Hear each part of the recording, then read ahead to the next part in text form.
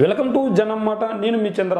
ఆంధ్రప్రదేశ్ రాజకీయాలు రసవత్తంగా కొనసాగుతున్నాయి. ఎందుకు రసవత్తంగా కొనసాగుతున్నాయంటే కాంగ్రెస్ పార్టీ మన రాష్ట్రాన్ని విభజించింది.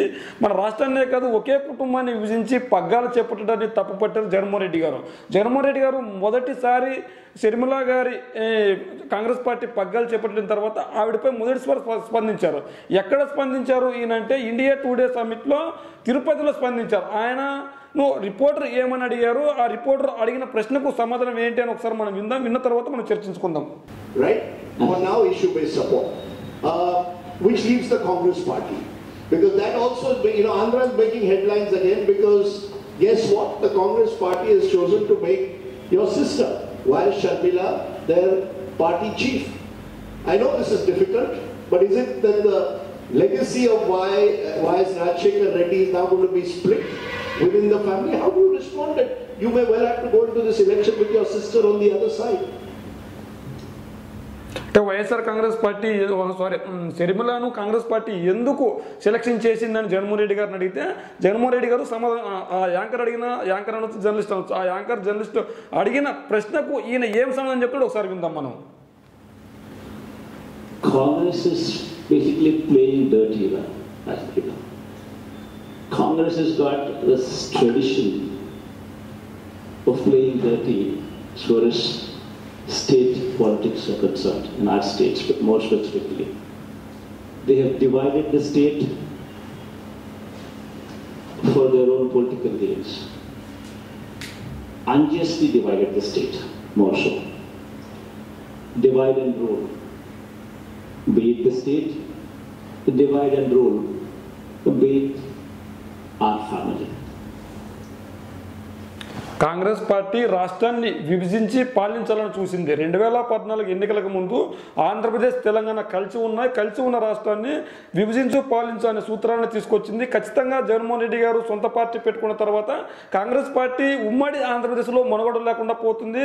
జగన్మోహన్ రెడ్డి గారు ఖచ్చితంగా సీఎం కాబోతున్నారు, లేదంటే జగన్మోహన్ రెడ్డి గారి party బలపడిపోతుంది.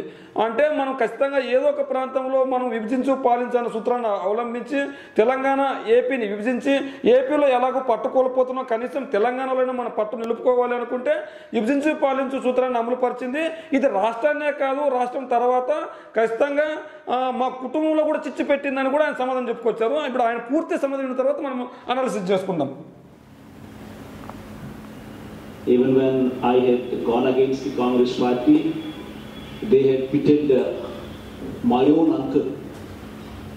They had made him a minister, and they had forced him to contest against me when I had broken away from Congress party, and I had resigned from the Congress party in those days and contested on our own party. The Congress always does this. They divide and rule. Unfortunately, now once again they've not learned their lessons. So once again they've divided my family, brought in my sister to actually Sharmila గారి గురించి కూడా జగన్మోహన్ రెడ్డి గారు సమాధానం చెప్తున్నారు. నా చెల్లి, మా sister అని చెప్తున్నారు. అంటే ఇంతకుముందు మా బాబాయిని మా పైన పోటీ నిలబెట్టారు, మా బాబాయ్ మా ఫ్యామిలీలో ఉన్న మా బాబాయిని విడుగొట్టి మా పైనే పోటీ నిలబెట్టారు. అంతేకాకుండా ఒక మినిస్ట్రీ ఆశ చూపించి విభజించు పాలించు సూత్రాన్ని ఇప్పుడు కాదు ఎప్పుడో చూసింది. అప్పుడు రాష్ట్రాన్ని విడుగొట్టింది, రాష్ట్రం విడిపోయిన తర్వాత మా ఫ్యామిలీనే విడుగొట్టింది.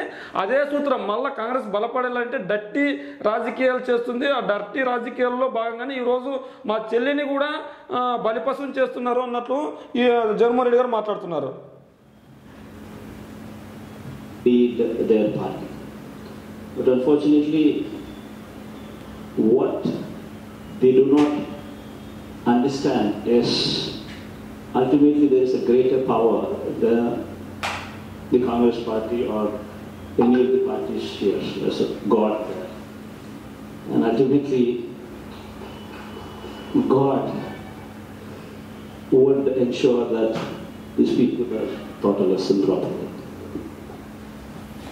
వైఎస్ఆర్ కాంగ్రెస్ పార్టీ పైన కాంగ్రెస్ పార్టీ ఇప్పుడు కాదు 2014 ముందే కుట్రలు పన్నిందా అని ఈయన సమాధానం బట్టి మనకు తెలుస్తుంది. అది ఏ విధంగా అంటే ఖచ్చితంగా రాజశేఖర రెడ్డి గారు చనిపోయిన తర్వాత జగన్మోహన్ రెడ్డి గారు ఆ రోజు ఓదార్పు యాత్ర మొదలుపెట్టాడు. ఆ ఓదార్పు యాత్రలో వైఎస్ఆర్ కాంగ్రెస్ పార్టీ అధినేత అయిన జగన్మోహన్ రెడ్డి గారికి పేరు వస్తుంది, ఖచ్చితంగా ఒక లీడర్గా ఎదగలుగుతాడు, ఒక లీడర్గా ఎదగలకూడదు, మన చెప్పు చేతుల్లో జగన్మోహన్ రెడ్డి గారు ఉండాలి అంటే ఓదార్పు యాత్ర స్టాప్ చేయాలని కాంగ్రెస్ అధిష్టానం హుకుం జారీ చేసింది. అయితే ఆ రోజు ఖచ్చితంగా నేను మాట ఇచ్చాను, మాట తప్పును పేద ప్రజల కోసం మా నాన్నను కోసం ఆత్మహత్యలు చేసుకున్నారు, కొంతమంది హార్ట్ అటాక్ తెచ్చుకొని గుండెపోటుతో మరణించారు, వాళ్ళందరినీ ఖచ్చితంగా ఓదార్చాలి, నాకంటే డబ్బులు ఉన్నాయి, నాకంటే ఆస్తులు ఉన్నాయి, నాకంటే 10 ఉంది ఆ రోజు, కానీ పేద ప్రజలు మా నాన్న కోసం చనిపోయినారు, వాళ్ళందరినీ ఓదార్చి తీరుతాను అని చెప్పి జగన్మోహన్ రెడ్డి గారు ఓదార్పు యాత్ర మొదలుపెట్టారు. ఆ ఓదార్పు యాత్రకి కాంగ్రెస్ పార్టీ బ్రేకులు వేసింది. అయినా కూడా జగన్మోహన్ రెడ్డి గారు మాట వినకుండా బయటకు వచ్చారు. అయితే కాంగ్రెస్ పార్టీ ఒక హుకుం జారీ చేసింది, నువ్వు ఓదార్పు యాత్ర చేస్తావా లేదంటే కాంగ్రెస్ పార్టీలో నుంచి బయటకు వెళ్ళిపోతావు అన్నట్లు మాట్లాడింది అనమాట. అయితే జగన్మోహన్ రెడ్డి గారు ఖచ్చితంగా నాకు పదవుల కంటే మా నాన్నగారు ఆశయం, మా నాన్నగారు కోసం చనిపోయిన వాళ్ళే ముఖ్యమంటూ ఆ రోజు ఓదార్పు యాత్ర చేశారు. ఓదార్పు యాత్రతో ప్రజల్లో మంచి పేరు తెచ్చుకున్నారు. పేరు తెచ్చుకున్న తర్వాత కాంగ్రెస్ పార్టీ ఇచ్చిన ఎంపీ పదవిని, ఎమ్మెల్యే పదవిని రెండింటినీ రాజీనామా చేసి ఎన్నికలకు వచ్చారు వైఎస్ఆర్ కాంగ్రెస్ పార్టీ.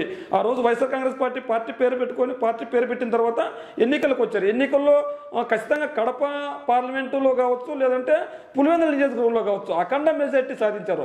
ఇందులో భాగంగానే మేము ఆ రోజు గెలవబోతున్నామని కాంగ్రెస్ పార్టీ విడుదల ప్రయత్నం చేసి ఈ రాష్ట్రాన్ని ఎలాగైతే అనిశ్చితంగా విభజించిందో అదేవిధంగా మా కుటుంబంలో చీలిక తెచ్చి మా బాబాయిని మా పైన పోటీ నిలబెట్టారు. మా పైన పోటీ నిలబెట్టడమే కాకుండా ఒక మంత్రి పదవి ఇచ్చి మా పైన పెత్తనం చెలాయించాలని చూశారు. ఇదన్నీ కాంగ్రెస్ చేస్తున్న కుటిల రాజకీయాలని చెప్పి జగన్మోహన్ రెడ్డి గారు సమాధానం చెప్పారు.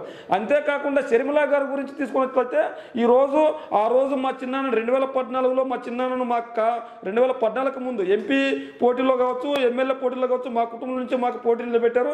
అయినా కూడా ప్రజలు దేవుడు మా వైపు ఉన్నాడు కాబట్టి ఆ రోజు కాంగ్రెస్ పడిన కుటిల ప్రయత్నాన్ని ఓడగొట్టి మేము ఆ రోజు గెలవగలిగాం.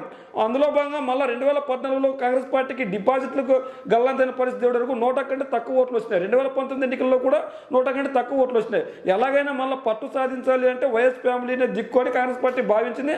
అందులో భాగంగానే వైఎస్ ఫ్యామిలీలో నుంచి షర్మిల గారిని తీసుకొని వచ్చింది.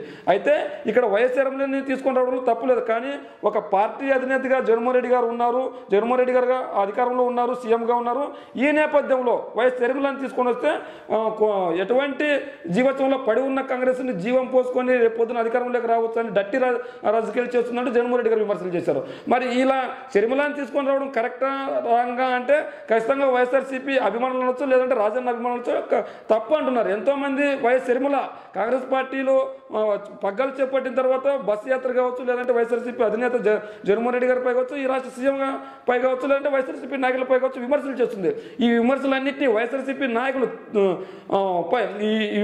వైఎస్ఆర్సీపీ నాయకులు సమాధానం చెప్పినా చెప్పకపోయినా వైఎస్ఆర్సీపీ కార్యకర్తలు, వైఎస్ఆర్ అభిమానులు మాత్రం సమాధానం చెప్తూనే ఉన్నారు. మరి ఇది కరెక్టా కాదా అంటే జగన్మోహన్ రెడ్డి గారు షర్మిల కాంగ్రెస్ పగ్గాలు చేపట్టిన తర్వాత మొదటిసారి ఒక యాంకర్ అడిగిన ప్రశ్నకు సమాధానం చెప్పారు. మరి జగన్ గారి సమాధానంపై మీ సమాధానం ఏంటో మీ కామెంట్ రూపంలో మాకు తెలియజేయండి.